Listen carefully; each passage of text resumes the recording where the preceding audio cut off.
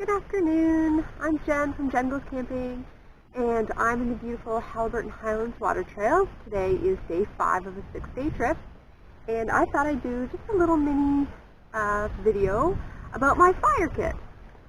It's been mentioned to me that I pull this out often on trips, and I should probably explain what it's all about. So, my background in camping is I grew up in a camping family. In particular, my family was heavily involved in Scouts Canada, and I went through the program myself. And as a Scout, one of the first things you learn that you get is your Pioneer Badge. And in that, you learn fire lighting skills, knife, axe, and saw, safety, stove and lantern use and maintenance, as well as some basic knots. And this fire kit came from that badge work way back when I was a kid. So I recommend, if you want to try and make your own fire kit, you pick a handy pouch with a zipper so it completely closes up. It's good to have little grab holds or a carabiner or a lanyard so it can be attached to a pack. This is an old first aid kit pouch. I just chose it because it's bright orange. It's really easy to see in my backpack or around the campsite. So inside, the first thing I have is a ferro rod and striker. And this metal rod, it's a ferrocium metal rod, it throws a spark like that when it's struck with a steel striker. And to make your fire, you need to have tinder or fire starters that will catch that spark, and then it goes. This is something like when I was a Scout, we had smaller ones, used them all the time, and then I don't know, somewhere along the road as an adult, everything became all about convenience, and you got into matches and lighters and forgot about this. But in the last couple of years, I've been kind of getting back to basics and pulling out a lot of my old gear. And I got myself a new ferro rod, and I love this thing, and I wouldn't leave home without it. I think one of the best things about it is it works wet, dry, hot, or cold. I had this thing out last winter in like minus 30 and got a fire going in no time at all. And, you know, with big, heavy mitts on and the whole thing. It works brilliantly. So that's one of my main things in my fire kit. Next, I have a little mint container that I have some matches and a striker kept in there. So again, if you're trying to light a lantern or candle lantern, you can't really do that with a ferro rod, so I've got matches for that. And then some days it's just not your day with the ferro rod. Fire starting material or tinder. I always keep a little baggie with some nice birch bark in it. We're really lucky where we live in camp. There's a lot of birch trees around, but sometimes you go to a heavily used site or you're just in an area where there are no birch trees and you can't find birch bark, and tinder's scarce, so it's good just to have a little bit of dry in there. Next, I go to this pouch, which has mostly handmade, homemade fire starters. In this container is my favorite. It's cotton balls soaked in Vaseline. Vaseline is a petroleum jelly, so it's a petroleum product. It's highly flammable.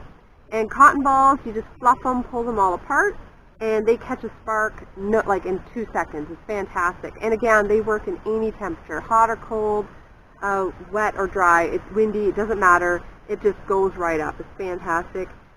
Used a couple on this trip, so there's not a lot left in there. But that's my go-to, that's my favorite. A word about cotton balls, though, if you're going to make these at home, make sure you're buying 100% cotton balls. Those bags of poofs, they'll say like cosmetic poofs or makeup remover poofs, often they're polyester and they just melt, they don't burn. So make sure you're getting 100% cotton balls for those. Along the line of cotton, I also have dryer lint.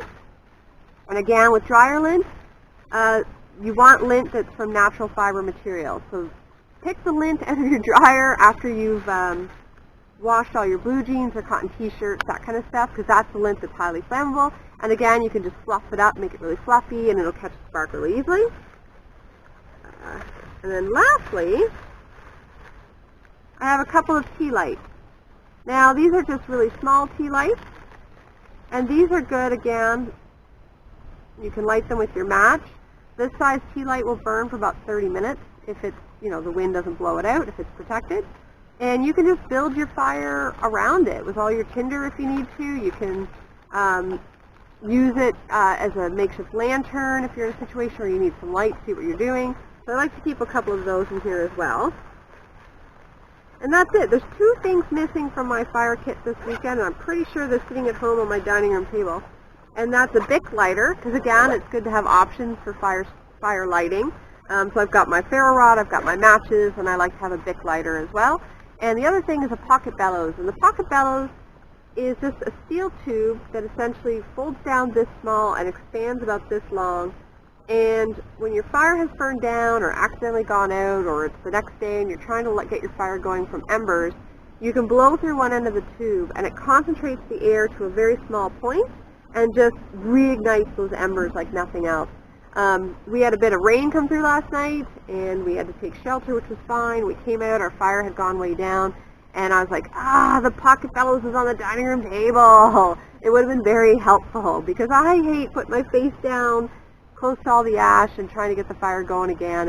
It's no fun. So anyways, this is my fire kit. I recommend everybody have one when they're camping.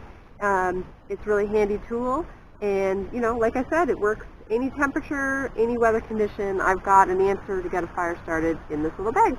So I hope you enjoyed that little mini video. Have a great afternoon.